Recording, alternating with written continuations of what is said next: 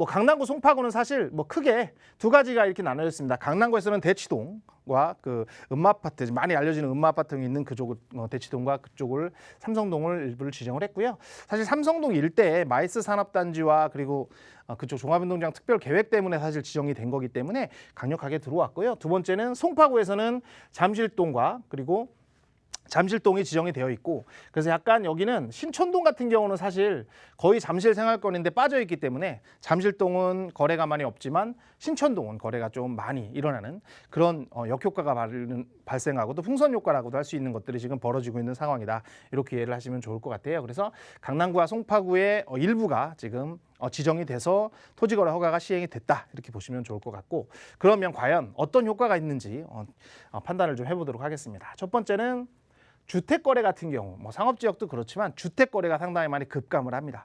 7월 10일 대책 이후로 해서 지금 거래가 많이 위축된 건 사실이지만 그거의 가장 큰 핵심은 강남이나 이런 상당히 노른자 땅에 그 토지거래 허가가 되면서 거래가 많이 줄었다. 그래서 실거주하는 사람들만 들어갈 수 있고 모든 것을 허가를 받고 들어가야 되기 때문에 상당히 어려운 상황이다. 그래서 거래가 많이 떨어졌다라고 보시면 좋을 것 같고요.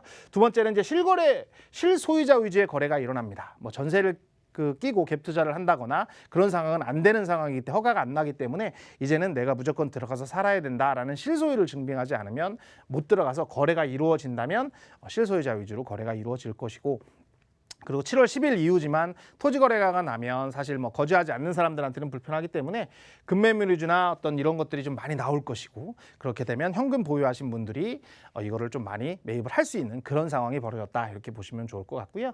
세 번째는 이제 세입자들의 위치가 상당히 불안해집니다. 세입자들도 이제는 공급이 많이 이제 안 나오고 주인들이 많이 입주를 하고 그래야 되는 상황이기 때문에 거기서 거주를 하던 세입자들은 사실은 다른 곳으로 이주를 하기가 상당히 어려운 상황이기 때문에 세입자들의 위치가 상당히 불안해져서 전세 가격이 상당히 오를 수 있고 그런 솔직히 안 좋은 영향이 발생할 수 있다라는 그런 것들이 좀 벌어질 수 있고요. 사실 뭐 617이나 710 대책으로 인해서 세입자들의 지금 뭐 8천만 원 또는 뭐 1억, 2억씩까지 계속해서 상승하고 있는 그런 현상과 맞물려져서 전세입자들의 그 세입자들의 불안이 상당히 강화되고 있다. 이렇게 보시면 좋을 것 같아요. 그리고 또 하나는 토지거래하고는 지금 강남이나 이런 쪽은 다 1년으로 지금 제한을 했습니다. 다른 데는 2년으로 제한을 한 데도 있는데 대부분은 1년으로 제한을 했기 때문에 물론 1년 뒤에 이제 연장을 할 수 있는 가능성은 있지만 사실 토지 허가 구역 자체가 토지가 급등하는 것을 막기 위해서 제한을 한 거라서 1년 후에 과연 여기가 더 많이 개발되고 발전이 됐을 때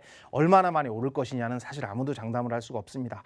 그것이 뭐 공급이 더 많고 다른 것들이 변하지 않으면서 거래를 제한한 거기 때문에 만약에 그것이 풀렸을 때 과연 어떻게 될 것이냐. 물론 다시 지정을 할 수는 있지만 평생 동안 지정을 할 수는 없기 때문에 1년 뒤에 가격 급등이 상당히 오를 수 있는 가능성이 상당히 많다. 이렇게 보여지고요. 마지막으로는 토지거래 허가구역이 묶인 외의 지역들, 예를 들어서 잠실동이 토지거래 허가구로 묶였기 때문에 그 옆에 있는 신촌동이라든지 같은 생활권이고 사실 한강을 바라보고 같은 아파트긴 한데 뭐 이쪽은 묶이고 이쪽은 안 묶이다 보니까 그 안 묶인 쪽이 상당히 많이 가격이 호가가 상승하는 그런 현대가 좀 풍선 효과처럼 벌어지고 있는 상황이기도 합니다. 그리고 강남구도 일부 동만 묶었기 때문에 그 외의 동들은 또 상대적으로 많이 오를 수 있는 가능성이 있기 때문에 이 풍선 효과가 어느 정도는 나올 수 있다라고 이해를 하시면 좋을 것 같아요. 그래서 이 토지거래 허가 구역이라는 것은 사실 토지가 급등하기 하는 지역에 대해서 인위적으로 좀 막아놓는 제도이기 때문에 이것이 지나고 나서 그리고 과연 얼마나 상승을 할 것인지, 그리고 진짜 실거주의 목적이 있는 분이라면 토지거래 허가 구역과 상관없이 이 지역에 현금을 가지고 매입을 하신다면 좀 더 1년 뒤 또는 2년 뒤에 상당히 많은 효과를 보시지 않을까 그런 생각이 듭니다.